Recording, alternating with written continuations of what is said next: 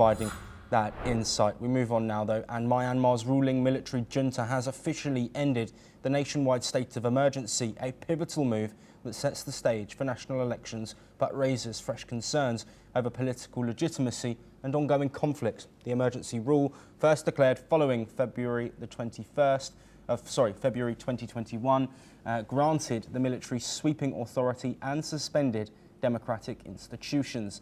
Its termination comes as the regime faces intensifying international pressure and mounting domestic unrest, demanding a return to civilian governance. Despite the announcement, opposition groups and international observers have expressed scepticism about the fairness and transparency of any vote held under military supervision. In response to the political shift, China's foreign ministry stated it is ready to play a role in talks about peace and emphasised its commitment to regional stability. Beijing, a close ally of the junta, reiterated its support for dialogue and de-escalation efforts. The military's move has stirred debate over whether the end of emergency rule signals a genuine transition or merely a strategic step to consolidate power under the guise of democratic process.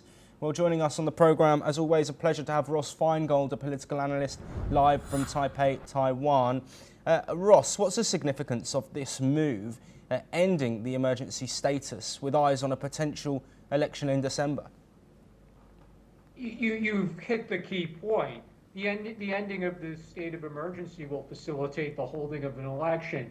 Now, of course, there was immediately following this announcement, there was nearly universal criticism from outside of Myanmar about whether this election would be free and fair. But it does appear that several years now after their coup and ongoing civil war, that the generals, the junta, are willing to hold an election. But again, nobody outside of Myanmar thinks this is going to be a free and fair election.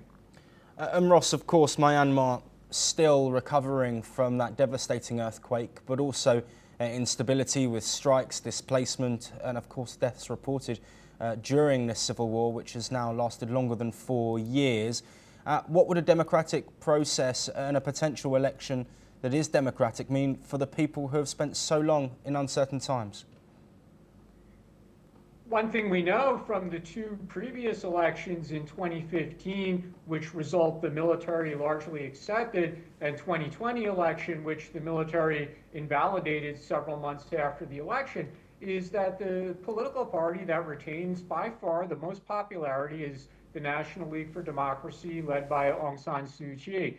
And if they're not allowed to compete in the election, then again, no one's going to think that this is a legitimate election. If it's only going to be the military's political party or allied parties, it's not going to be a truly free and fair election. For that insight, if you can stay with us, we are going to move on, but we will stay in the Asia-Pacific region and in northern China.